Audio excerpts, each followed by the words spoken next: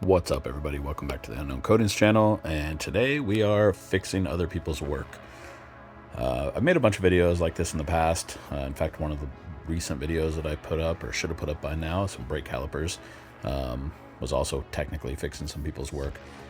These, of course, you can see have powder on the inside. The other work on it wasn't terrible, but the powder inside, powder in the gasket area, it's always a real bummer. So these are actually, the customer wants them kind of a satin black. It's a BK05 for those of you that know it from Cardinal, and then gloss white letters. So first things first, we're going to be putting these things in the stripper. I do have a video coming out on this chemical strip setup. It'll be out this week for you guys, so be sure to check that out. This is them out of the stripper. As you can see, perfectly clean. Stripper did a great job. And of course, we will see there was absolutely zero prep work done on these. In fact, they're still shiny in a bunch of areas. Next, they're going into the cabinet. You're going to want to make sure that these are dry before they go in, especially make sure you get water and anything out of the bolt holes on the inside, because you don't want sand and media to stick to that. I, of course, blast with 3060 green diamond. I say it again, 3060 green diamond, in case anybody wants to post in the comments, which I'm sure you still will. All right, got these things all blasted now. As you can see, I didn't mask the inside for blasting. I just didn't blast it. Pretty straightforward.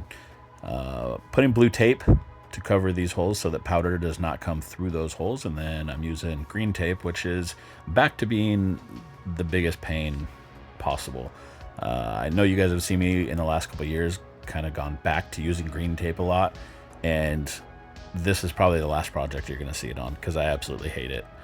Going back to amber tape, in fact, these ended up having amber tape in them by the time I was done. If you go back and look at some of my other videos, you see that amber tape is always what I use, and it does work significantly better. This tape came off after just flash curing the white that you'll see me spray. It was already hanging, off the part, hanging in the oven, so an absolute nightmare. Back to amber tape, which you will end up seeing later in this video. First thing I'm throwing down here is just some WH11, just a gloss white. Could do these either way. You could shoot the black first or the white first. I actually chose to do the white first in this situation, just because the machining on these is all pretty sharp. It's all like 90 degree, like nicely done. And right there, you see the amber tape, because after I cured the white, flash cured the white, all the green tape started falling off. So now we're moving back to BK05. This is just a satin black from Cardinal. Going to be spraying the whole part. I know a lot of you guys keep asking about gun settings. I have multiple videos with gun settings. I know I don't put them in every video. I could start trying to do that as best I can. It doesn't get asked every video, so it just feels weird having to put it in every video. And there's a bunch of other variables. My gun settings won't necessarily be the best thing for your gun or your parts or your powder. There's a ton of variables, but I do have lots of videos with gun settings, and I will do my best to start getting them in the videos. So now we're using a kit from, honestly, it's mostly Amazon stuff. This is just like a syringe with these, little plastic tips on them. I know that there's companies out there that obviously make vacuum kits. I did buy some of that stuff, not stuff to do specifically this type of task. This is obviously a lot more detailed. There's more information in the UKC Army Facebook group. If you guys are on there, you might want to check that out. And if you like powder coating and powder coating content, be sure to hit that subscribe button, like this video, turn on all notifications so you get a heads up every time you post new videos. Back to posting videos semi-regularly now. Have a couple in the works. Got at least 2 more videos coming this week. This one should be coming out, I think, on Monday. And of course, any interaction with this video does help us get these videos out in front of more people, helps us in the algorithm, things of that nature. So I'd like to get this out in front of as many people as possible, and you guys can definitely help with that process. So I ended up showing this in slow-mo just so you guys can kind of see this process. It is just as simple as me simply vacuuming away the powder that I do not want down in these logos. Once again, this is just a little kit from Amazon with a syringe and some plastic tips. I got a kit. I want to say I spent like 25 bucks for literally everything. Came with multiple syringes, multiple different tips, and multiple different sizes.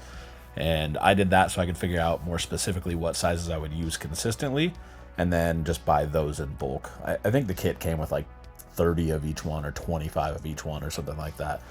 So I haven't even gone through all the ones that came in the original kit, but I used mostly, I think these are I want to say 14 gauge but now that I'm saying that, I don't remember if that's true. I'll try to look it up and put it in the description down below. Actually, I'll put a link to the Amazon stuff that I bought in the description of this video. So as you can see, this is like a sped up version of kind of the same thing. This, I believe, is the biggest tip that you can get for these types of syringes. At least I don't remember seeing any bigger ones.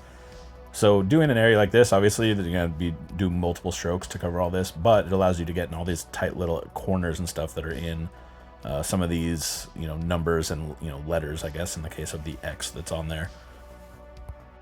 And in talking to some powder coating friends of mine, I think I've decided that I'm going to start putting up a poll after every video to ask between like 3 videos that I already have pre-made which videos you guys would like to see next. And then after I post, whatever wins, I'll post that one up.